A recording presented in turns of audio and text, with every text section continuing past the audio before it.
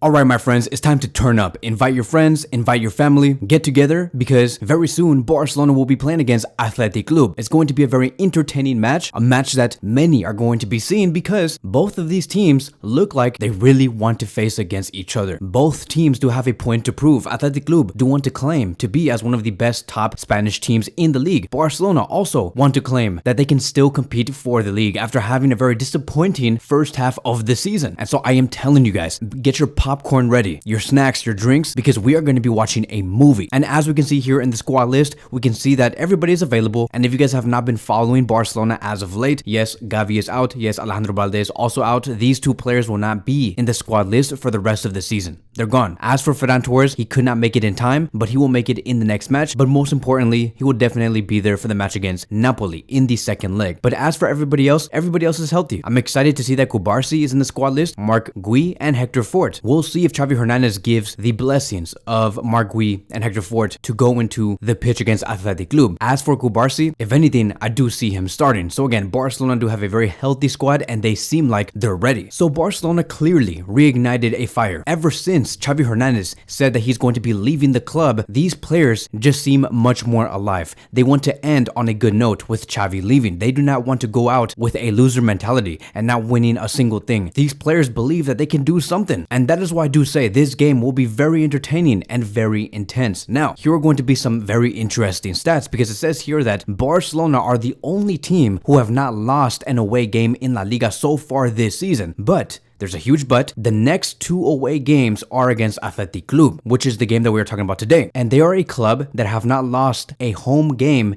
since the first match of La Liga against Real Madrid and have won 10 home matches in a row in all competitive competitions. Barcelona's next away game will be against Atletico Madrid, and Atletico Madrid have not lost a La Liga match at home this season so far with 12 wins and 1 draw. So can Barcelona continue this winning away game streak? Can they actually beat Athletic Club at their home? Because this team that I saw go up against Atletico Madrid 2 or 3 days ago, they look so dominant. The fans look so invested. I feel like the reason why Athletic Club have been having such a successful season is because of the fans and the type of atmosphere they create. And you're telling me that Barcelona have to play in that type of environment? These players must respond. And yes, even though Athletic Club are going to be without Nico Williams, Athletic Club will be there. They will show up 110%. So Barcelona have to come in with all cylinders firing. Now, in the previous meetup, which was a Copa del Rey match, Atletico Madrid won against Barcelona 4-2. Yes, you can say that the reason why they won was because of Nico Williams, who scored 1 goal and provided 1 assist. But that is not the main reason why Athletic Club won against Barcelona. It was not because of Nico Williams. It was because their unity crumbled Barcelona. That is why they won against Barcelona 4-2 on that night, and they knocked Barcelona out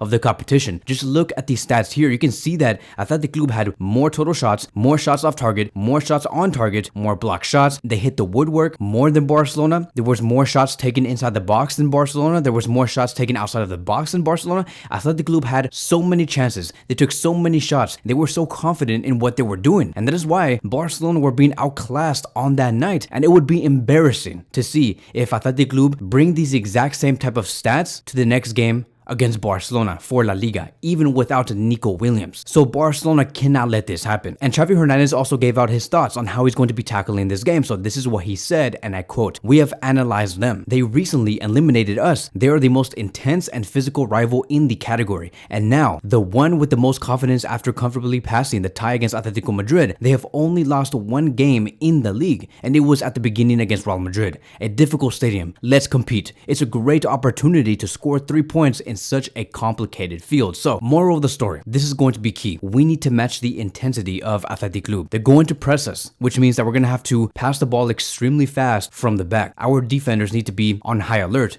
And we're going to have to be very technical with Koundé, Araujo, Cancelo, and Cubarsí. Also, when players like Paredes or Vesca or De Galarreta, Sanket do have the ball in the middle of the pitch, Barcelona have to press them as fast as possible so we can regain possession because they can be very dangerous if you give them time. Now let's move on towards the next statement. Xavi Hernandez said this, and I quote, "I think it is an ideal scenario to match them in intensity, rhythm, and faith. On Getafe's day, we understood the game very well. There will be a lot of space behind the defense, so we can foresee a similar game from the last game that we played. It's time to find continuity and have a great game." So again, again, moral of the story, and this is going to be the key point. Find space behind the defense. Let's talk about football 101. When the opponent is positioned high, you're most likely going to be seeing a lot of spaces behind the defense. And that is where Barcelona need to look for those long key passes behind the defense so we can become very dangerous. Just look at these two graphs here. This is going to be the average position of Getafe and the average position of Athletic Club versus Atletico Madrid. The positions of Getafe and Athletic Club are very similar in terms of how high they were on the pitch. And that is why Xavi Hernandez is saying we're going to be seeing a very similar game to the one that we saw against Getafe. We need to look for the spaces behind, and that is where Barcelona can get Athletic Club. We just have to be very precise. Sometimes we do encounter situations like this. Like, I've seen this happen multiple times when they went against us in the past season, and during the times when Barcelona were like at their lowest point, they failed to capitalize off of those open spaces because they were not alert. They were being so passive, so unaggressive. But tomorrow, I feel like we're going to be seeing something very different. And because of our game plan, I do believe that Vitor Roque and Rafinha have to start on the wings, because if we're going to have to tackle those spaces and look for the long key passes, whether it's on the ground or in the air, the two players that can tackle those open spaces behind the defense, it is Vitor Roque and Rafinha. Rafinha especially, because we saw that against Getafe. The mobility is going to be so key, which means that Lamine Yamal and Felix are going to have to sit this one out. I'm sorry, I know that Lamine Yamal and Felix have been doing very solid, but for a game like this, we need Rafinha and we need Vitor Roque with their speed and with their endurance. Those passes between Cancelo and Vitor on the left side are going to have to be so precise. Same thing is going to go with the other side, which is going to be the right side. Koundé and Rafinha, they're going to have to be on top of their game. Moving on towards the next statement,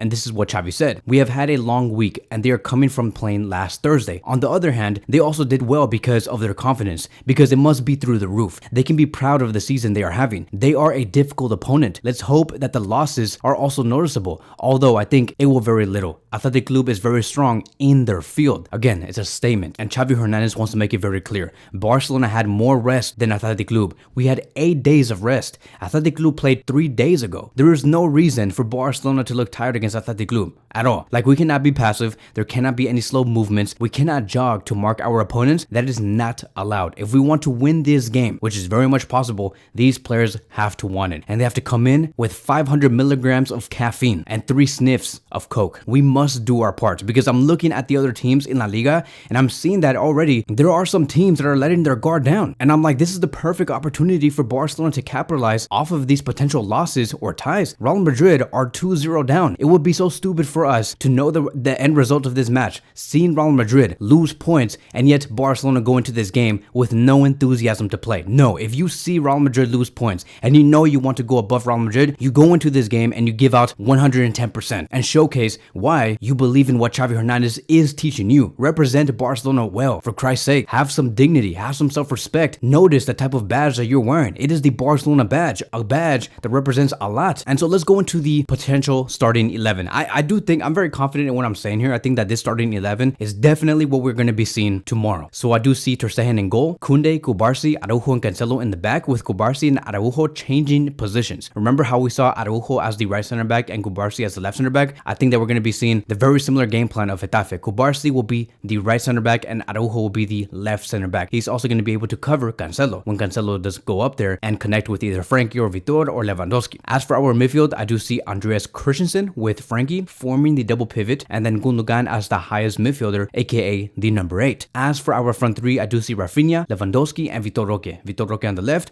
Rafinha on the right side. Remember that the reason why I'm placing these wingers in and not Lamine Yamal is because I want these wingers to make those runs. Lamine Yamal is a player that cannot really master those runs yet. Rafinha is way better, and that's okay. Rafinha is the ideal profile for a match like this. Point number 2, I know that many wanted to see Lewandowski get benched, but I'm like, why? Have you not seen the past 4 to 5 games? He's on form. He's scoring a lot of goals. Ever since the game against Alaves that happened about 5-6 weeks ago, he has been scoring non-stop. He scored a goal against Alaves, a goal against Granada, a goal against Celta, a goal against Napoli, and in the previous game against Getafe, he did not score, but he was still very important because of his off-the-ball movement. So in the end, I do expect to see a very tight game. It's not going to be easy. I'm telling you guys, it will not be easy. Even if Barcelona come in with their prime selves, it is not going to be easy at all. I do see a 3-2 scoreline with Barcelona winning. That is going to be wrapping up today's video. Thank you guys so much for watching, and I will see you guys in the next one.